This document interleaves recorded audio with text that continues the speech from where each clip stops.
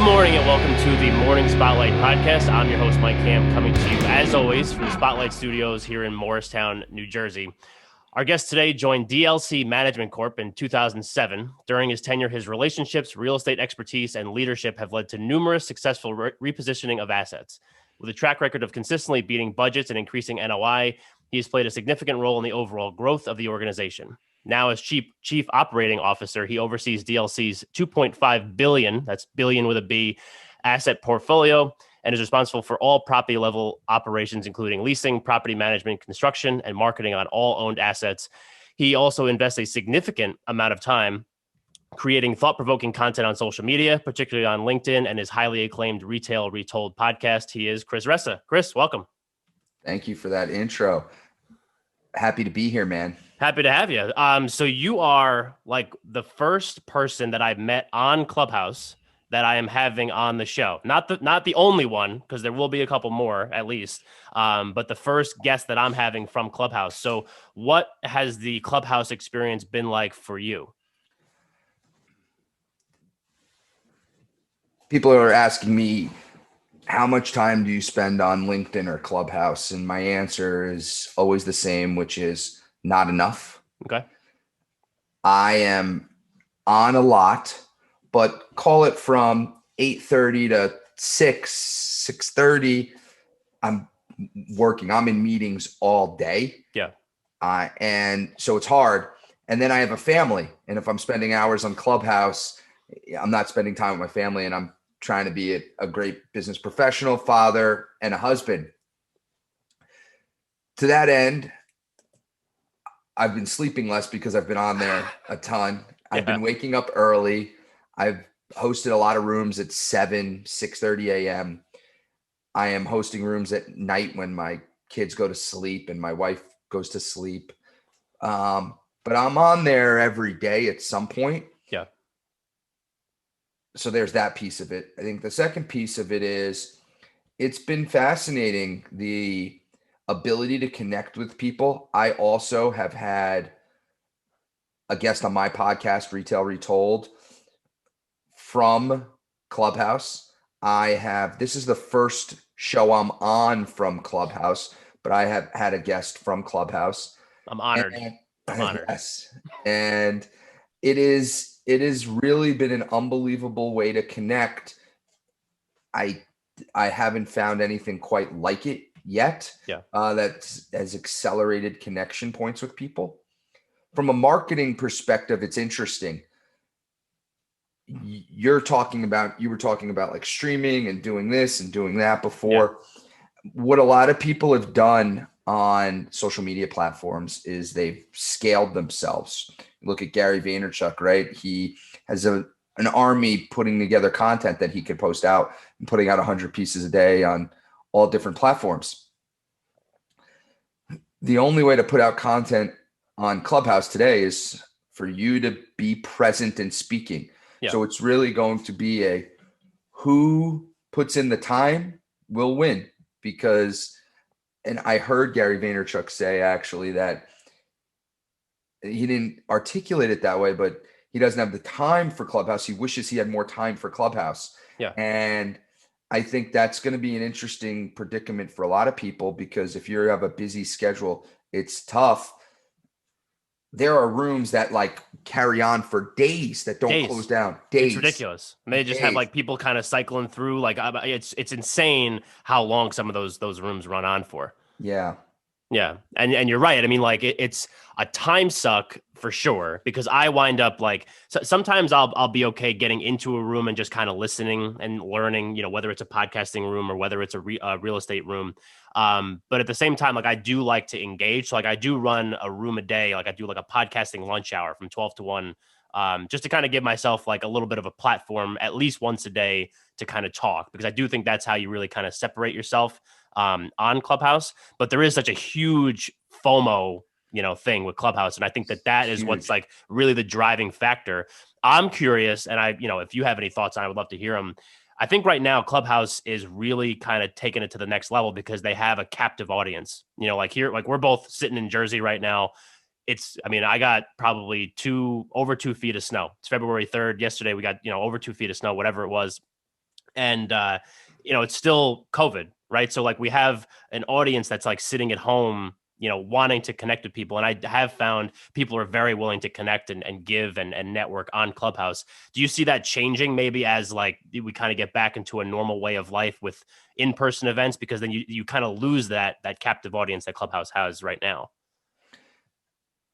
I don't, because I think audio is a really interesting marketing platform and a connection platform. People, unless the commute totally goes away, and either way, if they're commuting, they're going to listen. If they're stuck at home, they've got the commuting time back and they've got time to listen. So I don't think so. It will. I'm interested to see if there's, and I'd be interested in your take. Do you think this is competition for podcasting, or this is helping podcasting? I don't see it being. I guess it could be a competition for podcasting, because if you are just gonna, because like sometimes, like I said, I do that. Like if it's like a bigger room and I know that I'm not gonna be able to get on stage, maybe I'll just, even if it's a smaller room, but I like the people that are talking, maybe I'll just sit there and just kind of like listen, similar to a podcast. But I do think that, once those like those rooms are over, that content is gone forever. Like you don't get it back.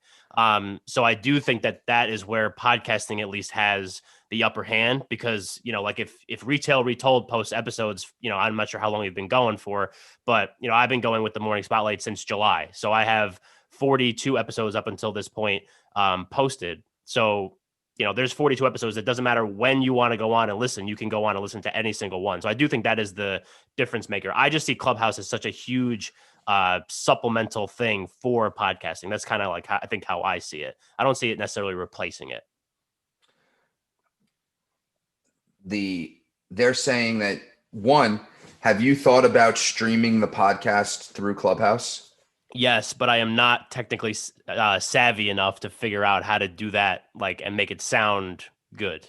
Like I know people do. There's like a link. So podcasters. Club Pod has the link on the equipment and the connections you need to do it. I'm going to be looking into it this week. Yeah. That's one. Number two, they're going to have recording on Clubhouse in like 2 to 4 weeks. Gotcha. Great. All right. So maybe it does. I don't know. That'd be very interesting to see. But I do think, like, especially now, I think this is the time, before the audience starts to grow. I mean, because I think they said they just hit like 6 million people on Clubhouse. So as that audience continues to grow, and then they add, more than just the iOS users and all that kind of stuff, and more paywalls and all that, I do think that there's gonna, like, the landscape of Clubhouse is gonna shift, and I don't think that the way that it's set up right now, I don't think that like necessarily that's a sustainable way to kind of make it grow. But it's gonna be interesting. I mean, like I think now is the time, if you can get on it and network on it. I think now is the time to do it for sure. Totally. Yeah. All right. So let's talk about some real estate stuff, because generally this is a real estate focused show and we normally do real estate. So you work for DLC. You're the COO, correct? Correct. In the bio. Tell us what DLC is, what it does, all that. We do a lot of things. We say we're a people first, real estate second organization. We invest, own, operate retail properties, primarily open air properties. So the majority today of our business is buying, owning, leasing, managing, developing, building open air shopping centers. So think of the grocery anchored center. Something we might want to own is the over in Morristown where you are, the ShopRite center that just got built with the Starbucks out in front, or the TJ Maxx center that's next to it. That's the type of stuff we don't own in enclosed malls. We have a little bit of a thesis that we think the open air platform is in a little better position than the enclosed mall.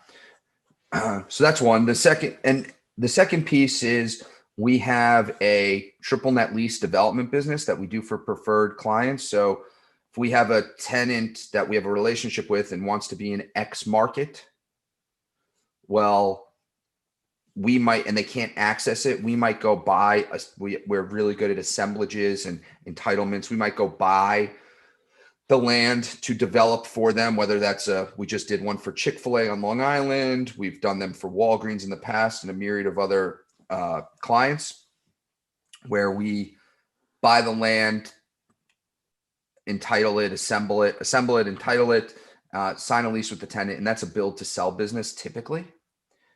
And we also have a general contracting business. Primarily today, we're just GCing stuff in our own portfolio. We've always had a CM business, construction management, but we now have a GC business as well. Okay, cool. And then take us through kind of like your specific role there as COO. So there's 3 partners: chief investment officer, CEO, and myself. And then there's 7 people on our executive management team, which is our senior vice president of people, our general counsel and chief administrative officer, our head of development, and our CFO.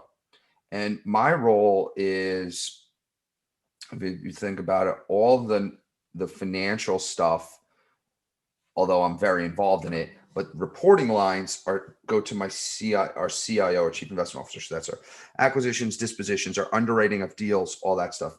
My team is the construction, leasing, property management, and marketing. And so my team are the ones that are making that deal with Chick-fil-A or making the deal with Starbucks. My teams are the ones that are building it. My teams are the ones who are managing it once we own it. And we're doing all the corporate marketing as well as property level marketing.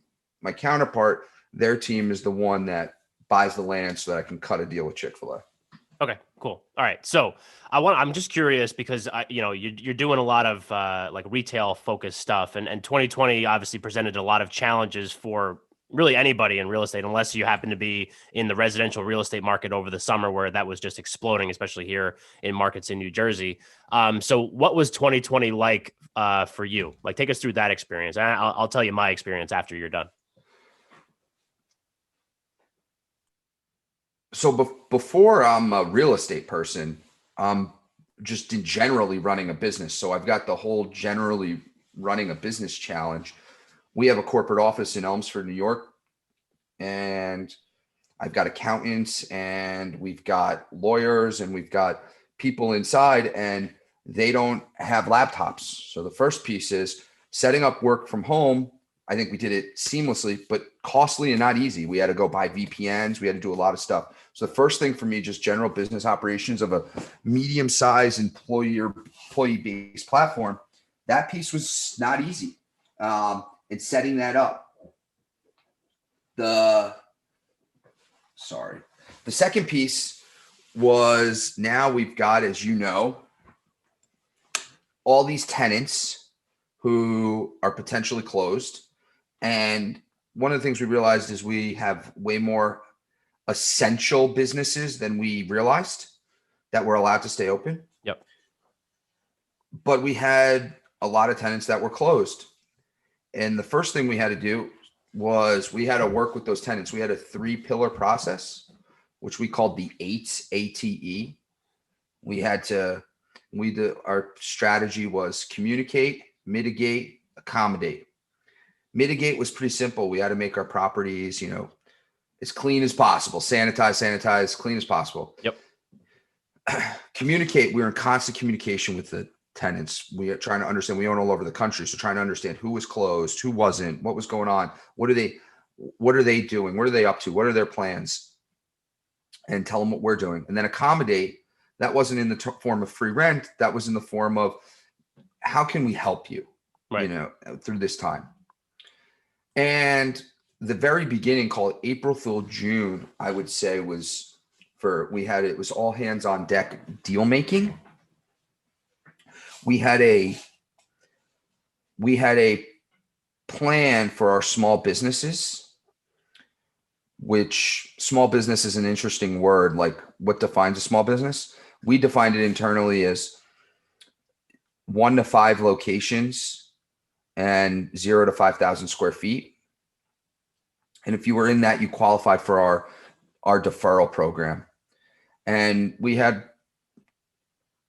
a significant amount of tenants participate in that. That was good. So that was helping them. But also, we had lenders that we had to pay, and they weren't as friendly. And I haven't heard of one municipality waive property taxes. That's something that I don't think gets talked about enough. Right. I still had to pay taxes. And so there was that. The real challenge became our portfolio was significant national brands, whether that's Starbucks, McDonald's, Walmart, TJ Maxx, Dollar Tree. And we had to spend a significant amount of time on a bespoke basis cutting deals with them. And that looked like they wanted some relief during this period. And Right. then in exchange for that, maybe there was something they gave, extra term on the lease. Maybe there was some relief in other areas. The guarantee on the lease was not what we wanted, or there was some restrictions and exclusives in the lease that prohibited me from doing things. Some no build areas that I couldn't develop. And it was a constant deal, but there was thousands of deals that we made. We had an army of people cutting deals left and right. Right.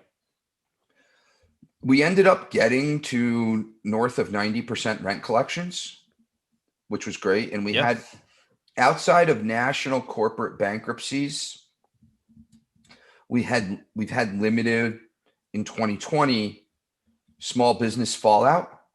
Now we are seeing a little bit tick up in that now.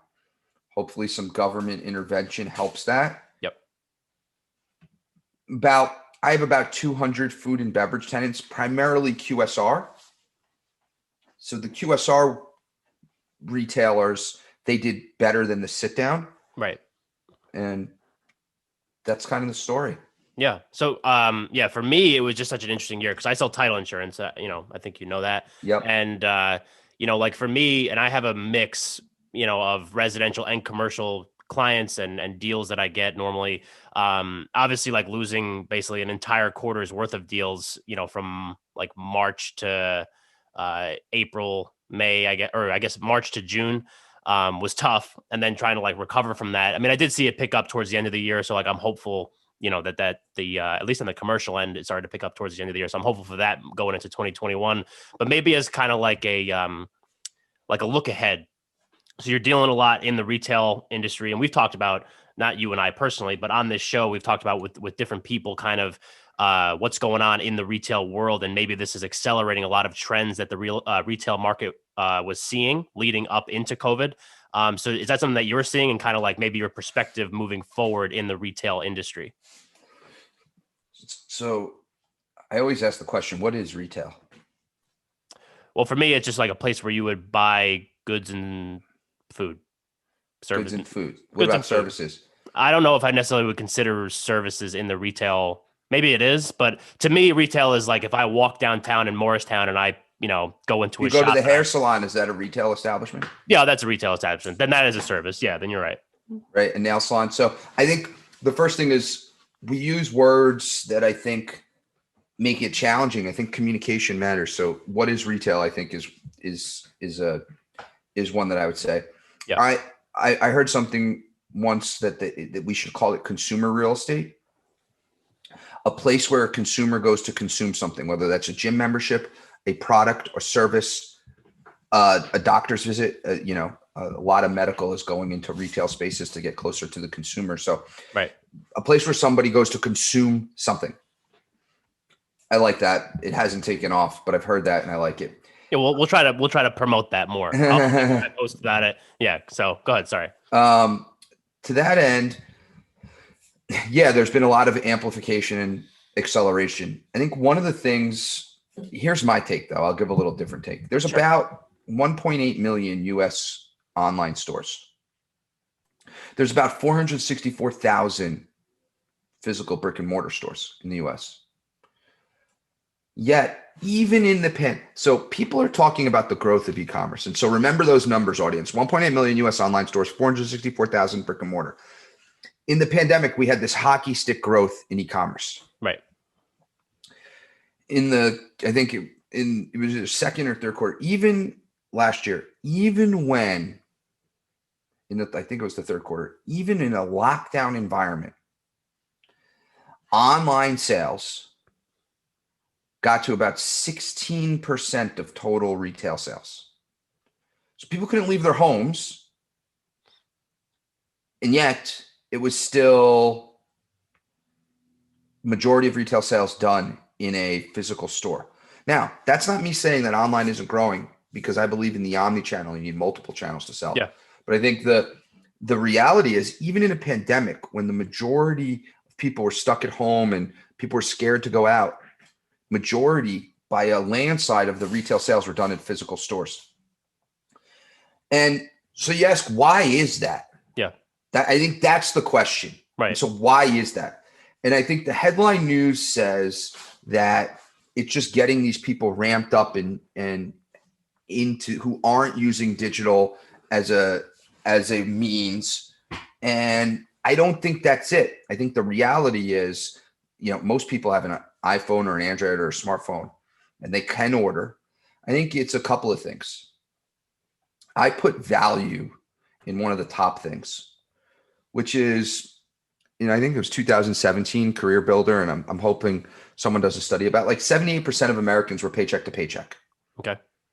That we actually just had an episode recently that posted that, it was something like that. I mean, I don't know the exact number, but it was very similar to what you just said. So they can't afford to pay for shipping.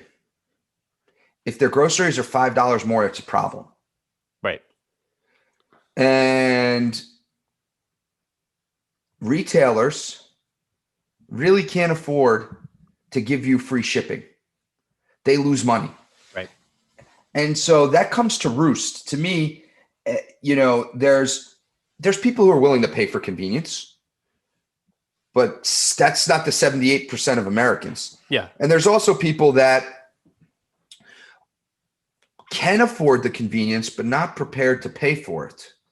And I think that you're going to see a little bit of a balancing act here, where the growth trajectory of e-commerce starts to plateau over the next decade. It's going to grow, but you're going to see some disruption, I think, because how could 16% of the retail sales go to 1.8 million stores, yeah, and 84% go to 464,000? Right. That's an imbalance. People say we are overstored on a brick and mortar basis. I think we're overstored on an online basis. I think we have too many e-commerce stores, not too many physical stores. We have brands that are less relevant today in physical and shouldn't exist. That is for sure. Yeah. That is for sure. But the myth is that, well, it's cheaper to do an online store. The reality is, and I'm going to post about this on LinkedIn today, the reality is an online store is a cheaper cost of entry. If you and me want to open up a t-shirt shop, yeah, the cost of entry online is cheaper. But today, to actually scale that business, customer acquisition cost is more than most retailers spend on combined marketing and rent. And that means if I can fulfill the order at the store, right, to provide a value to the customer, and it's cheaper for me to acquire that customer in a store. And that's why you started to see the buy online, pick up in store. That really works for both the consumer from a convenience perspective, and it works for the retailer on a actually profit perspective. And so it's amplified and accelerated trends. I'm a believer in the omni-channel. If you look at the top 10 e-commerce businesses, I think 5 or 6 of them are brick and mortar native. It's Kroger and Walmart and Target, Apple. Yep. And and I leave this last punchline.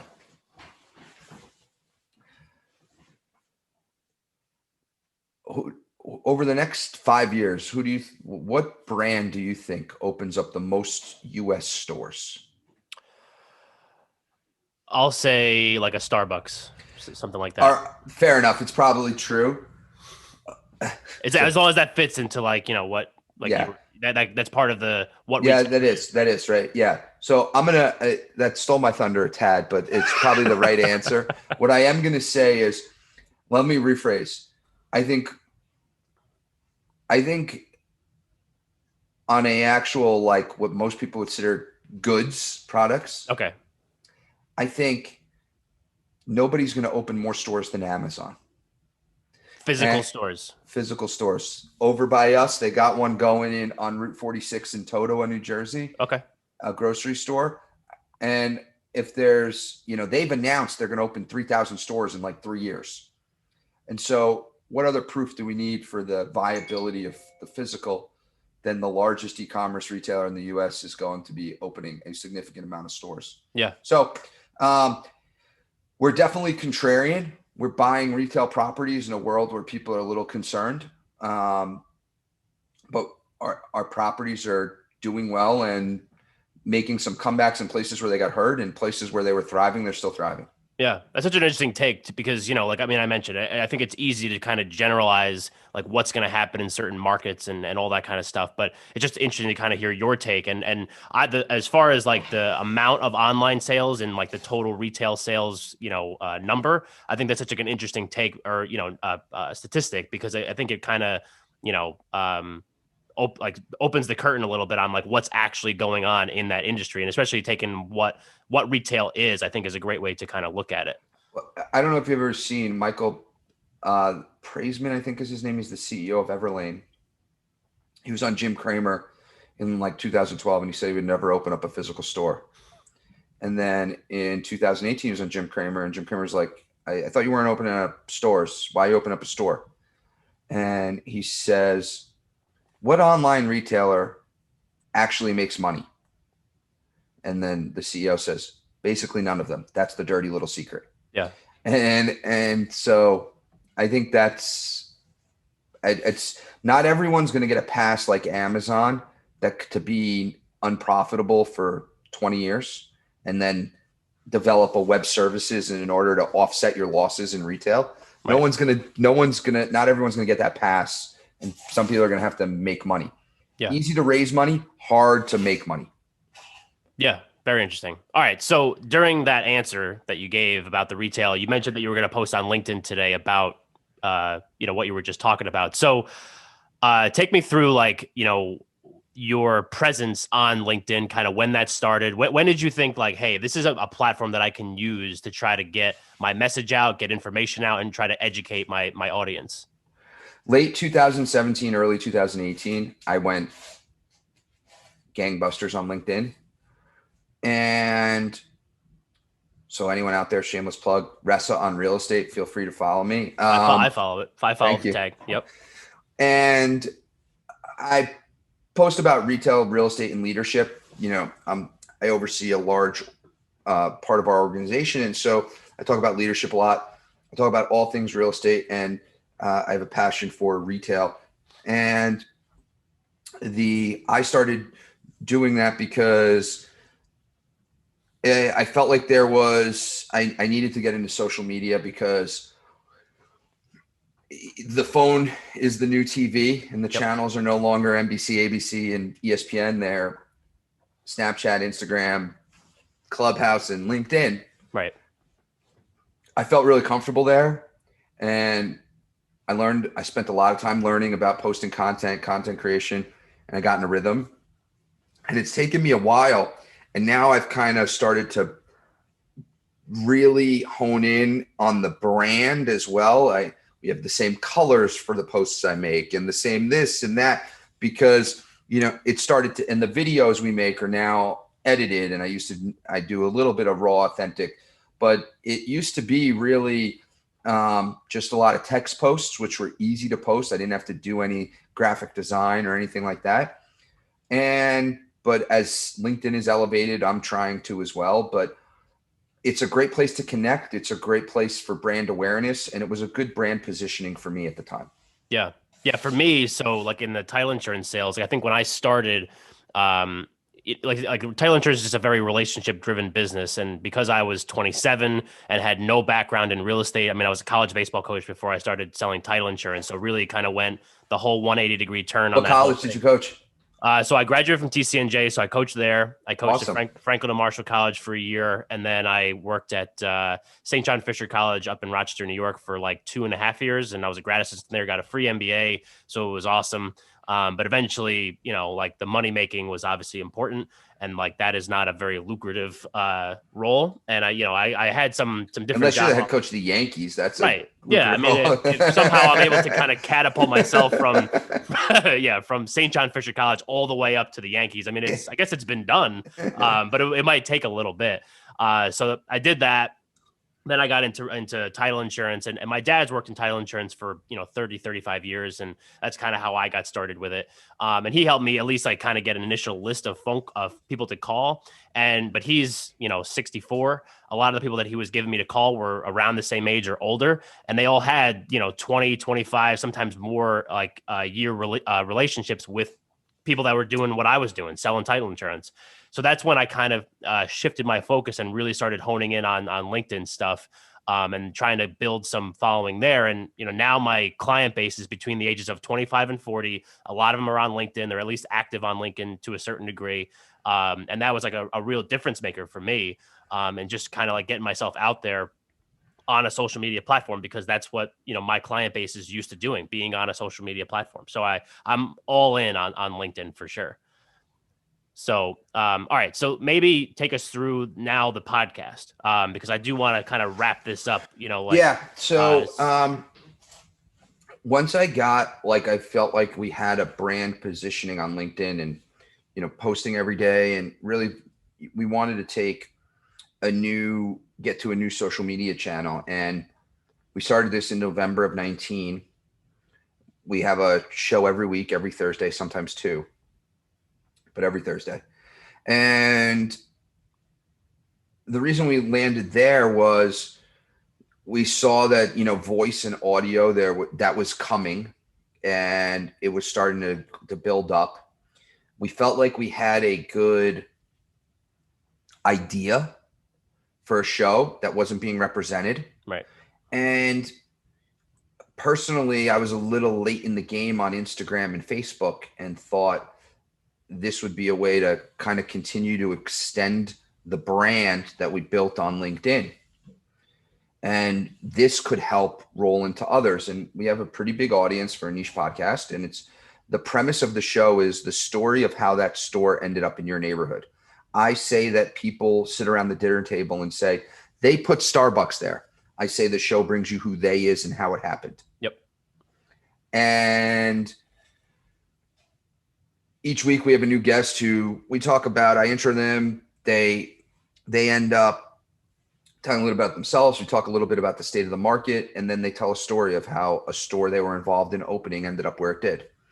And yeah, that's starting to leverage into a couple other things. The podcast website will officially launch this week. It's taken a while. We didn't realize that was a big deal, but we took some shots at some bigger guests. We've had great guests because of the brand. We've had great guests, but we took some, what I'll call celebrity guests. So Magic Johnson and Emmett Smith, and some of these folks are retail real estate investors. Yeah.